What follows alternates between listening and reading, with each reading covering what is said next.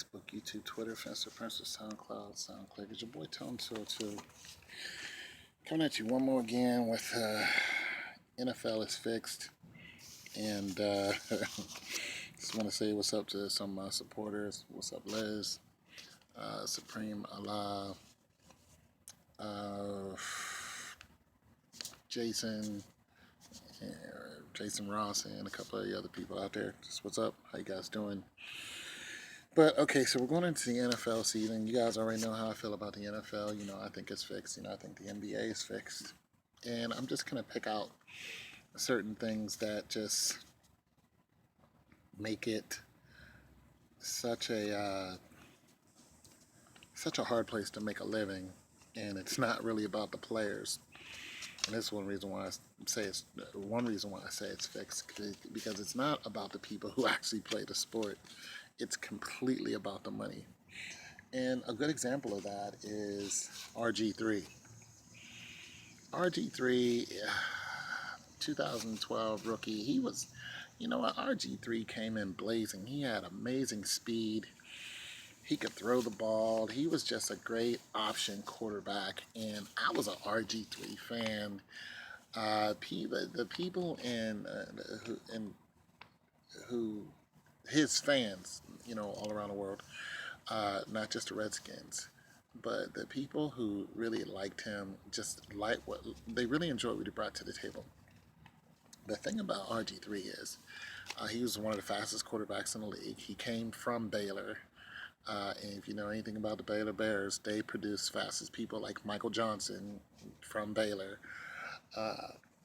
who was up until Van Niekerk broke his record, the 400-yard record holder for the last, I don't know, 20 years. But Van Niekerk broke his record with a 43.03. Anywho, nonetheless, so he was touted to come in the league at least for 10 years and just blaze it up. With blazing speed, you know, he had maturity as a young dude. But the one thing he kept doing, even when he played for Baylor, is he kept getting hit in the head. He received a couple concussions. I actually saw one hit. It was brutal. They knocked him right out of bounds. And the same thing just happened this week in week 1. He played for Cleveland. I read the report on him. He got a shoulder injury, is basically what happened. And here's the thing, you know, Hugh, the manager, Jackson, said, listen,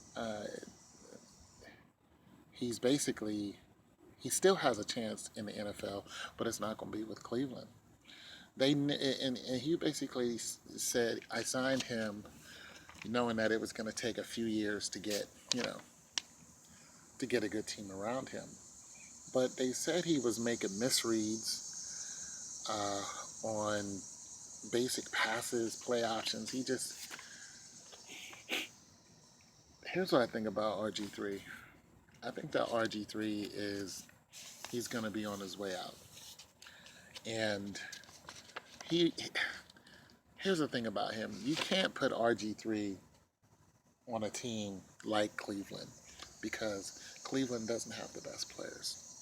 If you really want to see RG3 shine, make him the backup quarterback for like Tom Brady.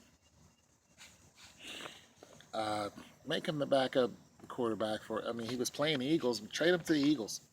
They got a decent line, defensive line. They can protect him. RG3 is not somebody who can get out of trouble anymore. That knee injury that he suffered, the concussion, now the shoulder, when you're talking about peak performance, he just can't respond fast enough. He's not like a Jake the Snake Plummer when Jake was playing. They called him Jake the Snake for a reason. That dude he was one of the best scrambling quarterbacks there is. He's not like he's not like a Dan Marino who can stand in the pocket and fire off in 2 seconds. Dan Marino had the fastest release there was. I mean, he's not a big guy like, you know, who was the guy who played for the, oh my God, that guy was big. I forgot what his name was, but he was huge.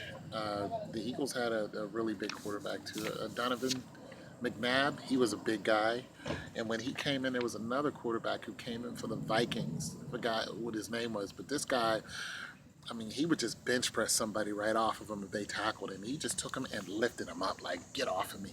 Like, RG3 does not have that size. He has speed, and his speed has been nullified. Everybody knew what to do when they saw him. They would just like take out one of his knees. He can't run. That's it. And that's basically it. But it just shows you that there is no love for any player.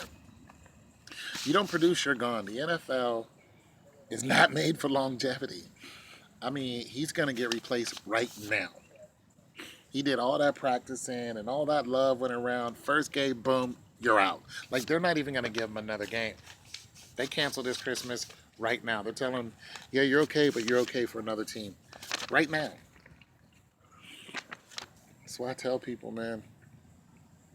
I mean, it's all fixed anyway, but it's a good paycheck.